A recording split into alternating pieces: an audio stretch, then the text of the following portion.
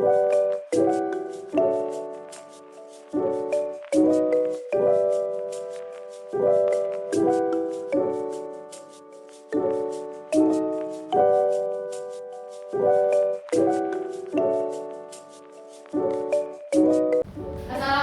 warahmatullahi wabarakatuh.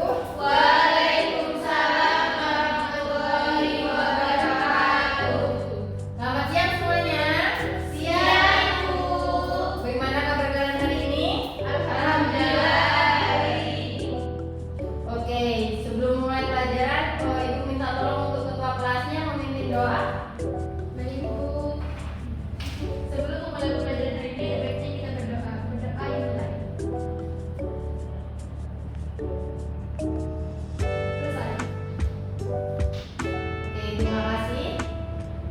Selanjutnya Ibu mau mengecek kehadiran kalian. Di sini dilihat temannya ada yang tidak masuk atau tidak? Ada, Bu. Siapa? Silvi. Kenapa Siti? Salah, Bu. Sudah berapa lama? Seminggu, Bu. Sudah dijenguk? Belum. Oke, nanti jangan lupa dijenguk ya pulang sekolah. Ya, Ibu. Semoga Siti cepat diberikan kesembuhan dengan diangkat penyakitnya oleh Allah. Amin. Oke. Untuk hari ini kita mau belajar apa? Oke, tekanan hidrostatis. Setelah minggu lalu kita udah belajar suhu dan kalor. Sekarang kita pindah ke air yaitu tekanan hidrostatis. Nah, sebelum itu Ibu akan memastikan tujuan dari pembelajaran ini biar kalian tahu kenapa sih kita harus belajar tekanan hidrostatis, yaitu bisa untuk menerapkan prinsip hidrostatika, hukum Pascal, hukum Archimedes, dan kesamaan kontinuitas dan Bernoulli pada kehidupan sehari-hari.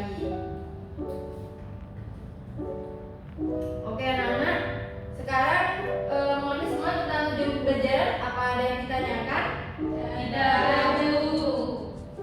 Oke, sekarang disiapkan di masing-masing kita untuk menonton video pembelajaran tentang menyelam. Pernahkah kalian menyelam? Belum. Kalau belum pernah menyelam, kita nonton videonya dulu ya. Ada yang pernah menyelam? Ya, oke. Kita nonton videonya dulu ya, biar sama-sama tahu. Itu juga belum pernah kita jawab.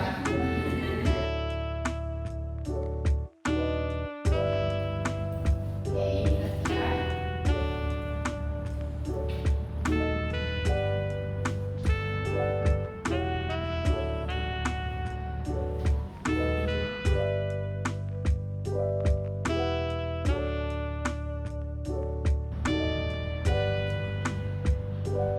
Violin, Maharani, tolong diperhatikan ya videonya ya.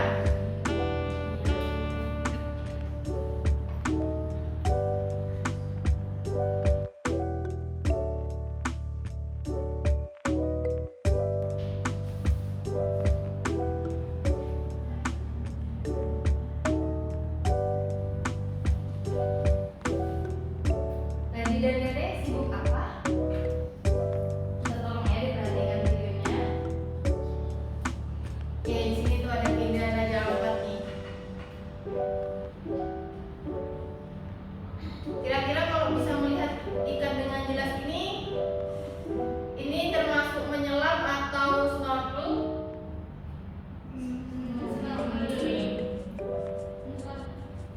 Menyelam ya.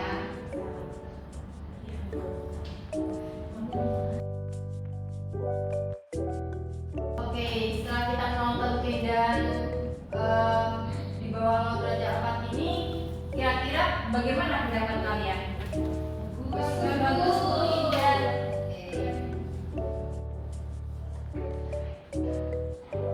Oke, selanjutnya. Bu, izin bertanya. Oke, silakan Laila. Kenapa tadi alat yang digunakan saat sholat keliling dan baik itu berbeda? Kenapa ya? Oke, untuk menjawab pertanyaan dari Laila ini, silakan kalian membentuk kelompok, dua kelompok.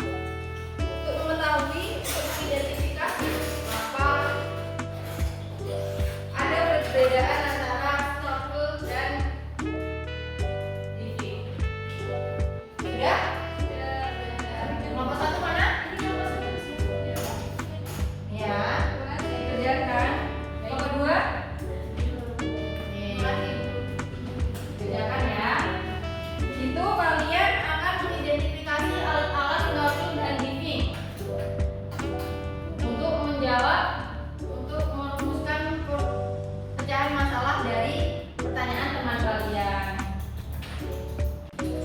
Bagaimana kelompok satu? Apa ada kendala?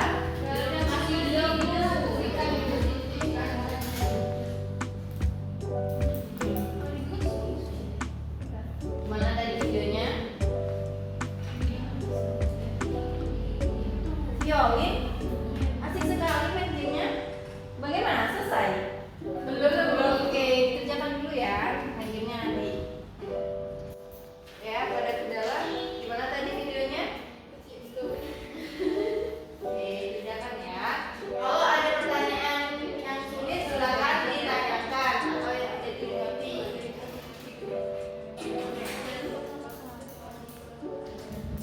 Hikmah? Hikmah kenapa tidak dibantu tulisnya? Simpan dulu ya posternya ya. Oke, terima kasih. Baca. Sip.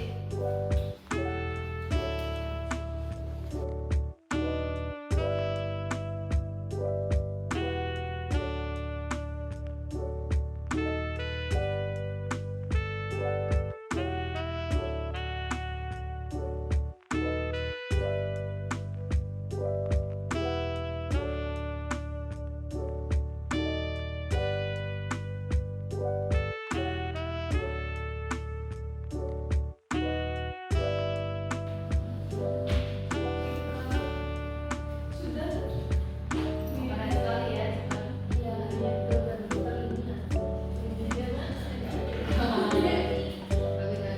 Pintar ya. Dulu gambar ikan. Makasih ya, Bu. Gimana kelompok satu? Apa ada kendala? Kesimpulannya sekolah banyak ya? Oke. Oke, apakah sudah selesai semuanya? Sudah. Kelompok satu? Sudah. Kelompok dua? Sudah. Oke. Saatnya kalian ini setelah itu mempresentasikan untuk perwakilan saja. Silakan kelompok satu maju. Perwakilannya?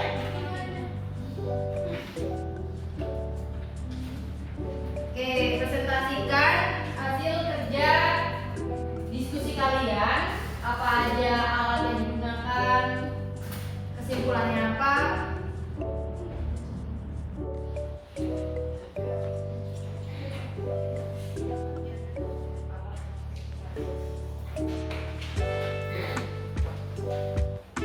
Baik, saya perwakilan dari kelompok 1 akan mempresentasikan hasil diskusi kelompok kami.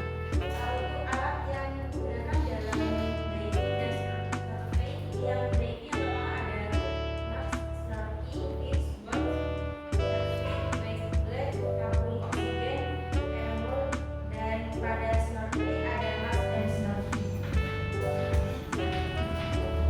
Untuk alat yang digunakan, yang pertama ada tabung oksigen, perlindungan telinga, dan alat selanjutnya ada alat bantu bernafas dan juga alat bantu pengeluh telinga.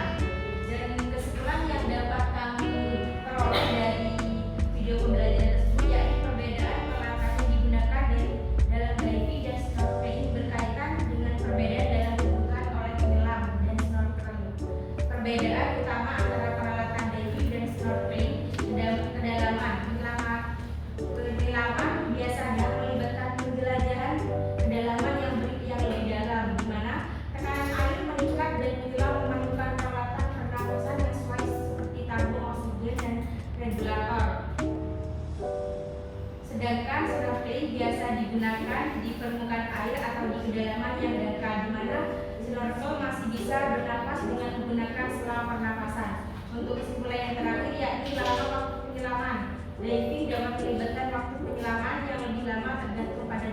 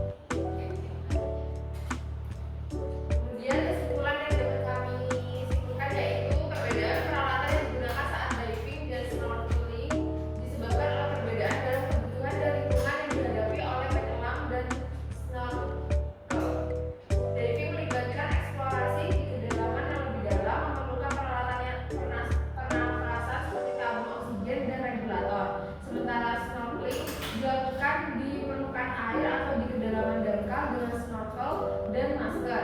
Perlengkapan tambahan seperti pelindungan telinga, pakaian penyelam, dan peralatan navigasi juga bervariasi sesuai dengan aktivitas dan lingkungan yang berbeda.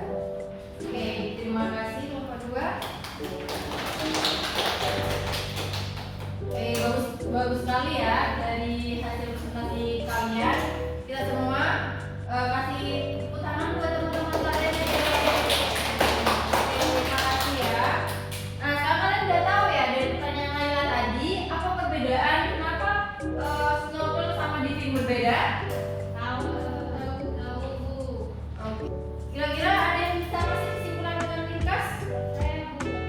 Oke, ini Karena perbedaannya pada kebutuhannya Ibu. Apabila snorkeling hanya digunakan pada permukaan laut, jadi tidak perlu menggunakan peralatan khusus. Namun diving adalah kegiatan penyelam yang harus menggunakan peralatan khusus agar tetap selamat. oke, terima kasih Vivi. Jadi yang dijelaskan Vivi itu sudah benar. Perbedaan alat yang digunakan Vivi sama snorkel jelas berbeda ya. Karena penyelam itu membutuhkan alat khusus, terutama oksigen, pernapasan, dan untuk melindungi telinga dari tekanan hidrostatis dalam air.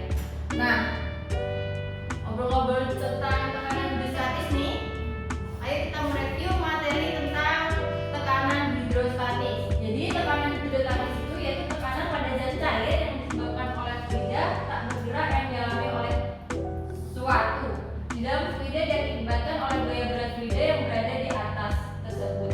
Misalnya tekanan hidrostatis dipengaruhi oleh massa jenis zat cair, kedalaman zat cair, dan kecepatan gravitasi.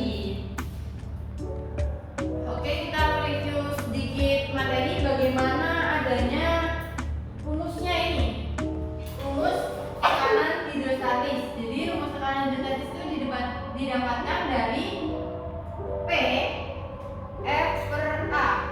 Catat. Oke, jadi bagaimana sih perolehan rumus tekanan hidrostatis itu? Jadi tekanan hidrostatis itu dimulai dari rumus tekanan yang sudah pernah diajarkan sebelumnya, yaitu F itu berat fluida. Berat fluida dibagi dengan luas penampang.